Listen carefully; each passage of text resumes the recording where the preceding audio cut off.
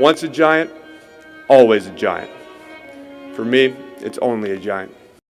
What's going on YouTube, Diggy546? Definitely hit that subscribe button if you're new.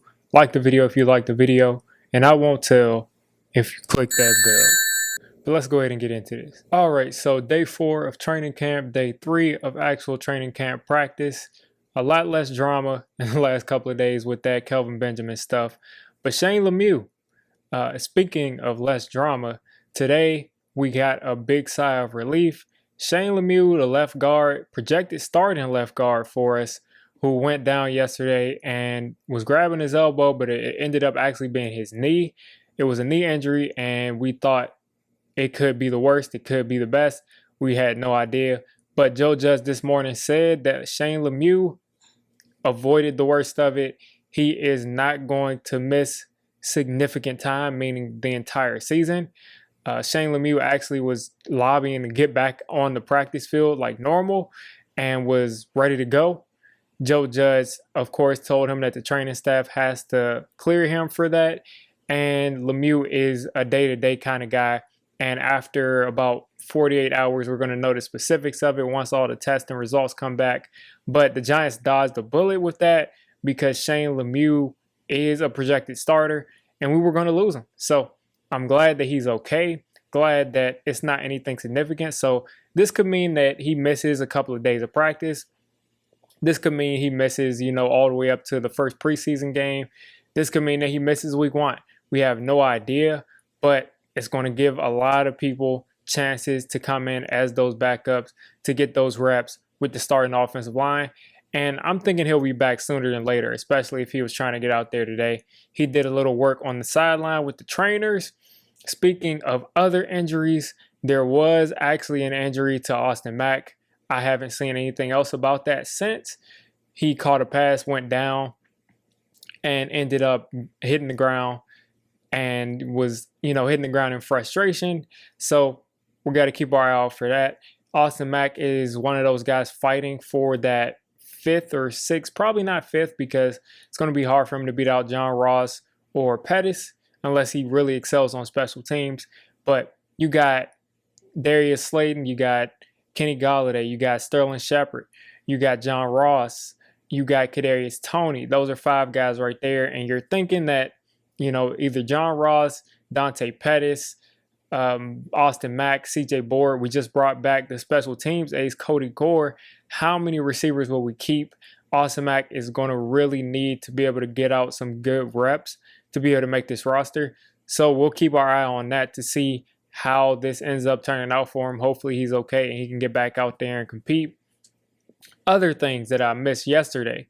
Alfred Morris tried out for the Giants, and he's expected to sign with them just the same way that Cody Core is expected to sign with the Giants. Cody Core, of course, is the special teams ace.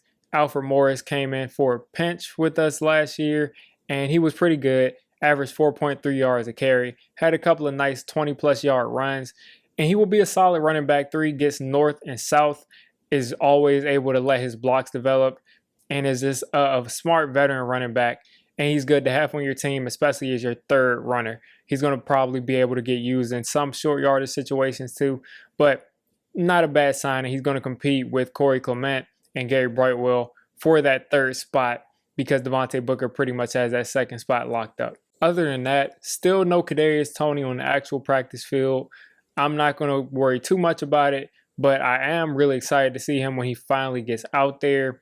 I don't know when that'll be. I was thinking it will be towards the end of this week, but maybe it's Monday. I know it's probably not going to be his first practice back in full pads on Tuesday, so we'll have to keep an eye on that as well to see what's going on with Kadarius Toney. That COVID thing has him getting work back slowly. I thought he was vaccinated, so apparently maybe he had some symptoms.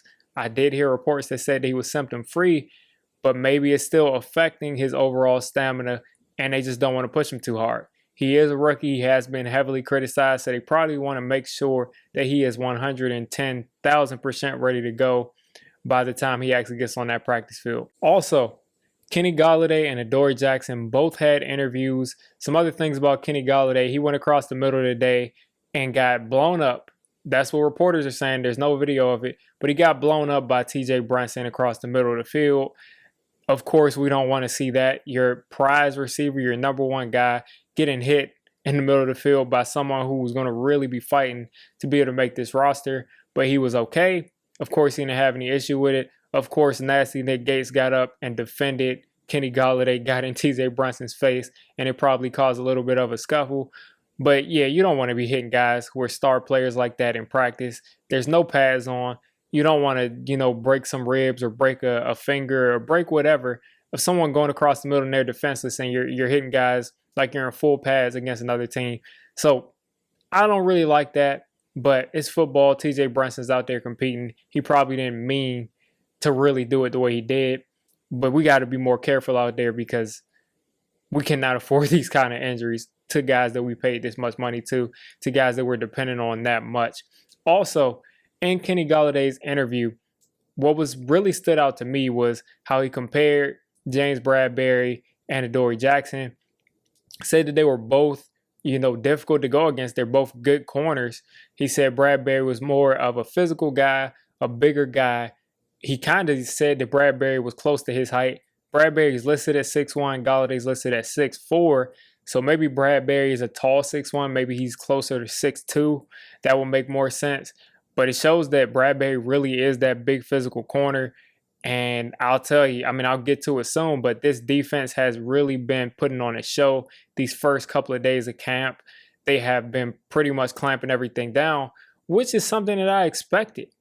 The offense has been struggling. Danny and Kenny have been staying after practice pretty much every day. I didn't see that again today. But they've been staying after practice the last 2 days before this practice to make sure they got that chemistry down. But the offense has been struggling.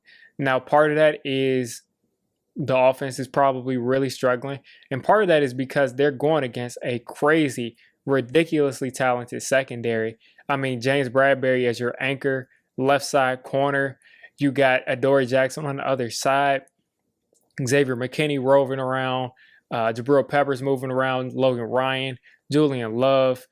That's a lot of good players in that secondary. It's going to be hard to find places to go, even with the talented receiving core, especially since we don't have Kadarius Toney out there.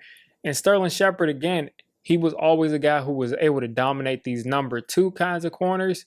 But Adoree Jackson is pretty much a number 1 kind of corner.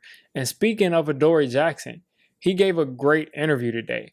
Great interview. Was really insightful, talked about pretty much how humble he is, and he's not a guy that looks like he just signed a big deal. He doesn't look like that at all. He's someone that said he wants to learn from these rookies. He wants to learn from the vets. He wants to make sure that he can always continue to improve each and every day.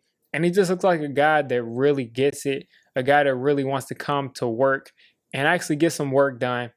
Same thing with Kenny Golladay. They look like classic lunch pill, go to work, make sure you get your job done kind of guys. They don't look like people who are just loafing around, just collecting checks. They both look like it's really a business that they have to get done. He talked about playing with Logan Ryan in Tennessee. He played against Bradberry before. He talked about going against John Ross. He talked about going against Kenny Golladay. And again, he talked about how big of a receiver Kenny Golladay was. And Kenny Golladay talked about how quick and fast and his feet were fast as far as Adoree Jackson. And, of course, Bradberry was more physical. But it's just been interesting to see these 2 corners go against Golladay and have them talking about their strengths and weaknesses and how they see each other. So Adoree Jackson definitely is going out there, going to work every day. I have a lot of faith in this dude. He's playing against John Ross in practice at times, who was another speed guy. So those are some good matchups. And John Ross actually was able to get a deep pass from Daniel Jones. I don't think it was against defense, but it was a nice connection from Daniel Jones on a nice deep throw. But overall, this offense, again, has been struggling. I wouldn't put too much credence into this. I have actually been able to see Andrew Thomas against Azeez Ojulari. That's one of those things where you're not really sure what's going on. Andrew Thomas, again, is someone that I have a lot of faith in, but he's going against a rookie, and he's really, handing it to him. He's really shut down Azeez Ojulari. Azeez isn't getting much pressure, and this is before the pads. So, this isn't even full speed, but he's not getting much pressure on Andrew Thomas at that position. And it's been pretty cool to see Andrew Thomas, but are we going to start being concerned about Azeez? Other than that, the defense has pretty much been dominating. Andrew Thomas has been doing his job. Other than that, the defense has been dominating. They've been covering everybody, locking everybody down. I'm seeing some of the same Jason Garrett style routes. So that's something to be concerned about. But hopefully our talent is just so much better and we can overcome it. Hopefully this is just all vanilla because this is on the cameras. So we're going to be practicing against the Browns. We're going to be practicing against the Patriots. Those teams will show us, especially the Browns. They got a really talented roster. Those teams are going to show us where we rank, how we're playing, how good this team is, because a couple of years ago, we practiced against the Bengals and they had Geno Atkins on the front line and he lived in the backfield. He was all over the place. They had Carlos Dunlap. He was in the backfield all day. So we're going to see how good our line is. We're going to see how good our secondary and receivers are when we scrimmage against these two teams. And then, of course, when we actually play in these preseason games. So I'm not going to make any huge judgments until at least we can get into some pads on Tuesday, full pads. And then, of course, the Fan Fest is August 11th.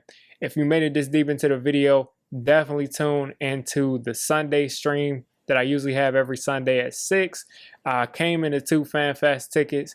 I'm going to be giving those away on stream. So I'm not going to be able to go, but 2 of you are going to be able to go. It should be a fun time. And guess what? Fan Fest is going to happen. That practice is going to happen. It's going to be a game environment. And then 3 days later, we're going to have our first preseason game. So I can't wait for that. You guys have a great rest of your day. And let's just have some faith. We're going to get better. The offense is going to get better. The defense is going to continue to dominate. If you made it this deep into the video, come on, just hit the subscribe button. I make Giants content primarily, draft content secondarily, and during the season, I'm going to be doing a lot of reacting to pretty much most of the NFL games and everything NFL. So if you made it this deep, go ahead and join the D6 squad.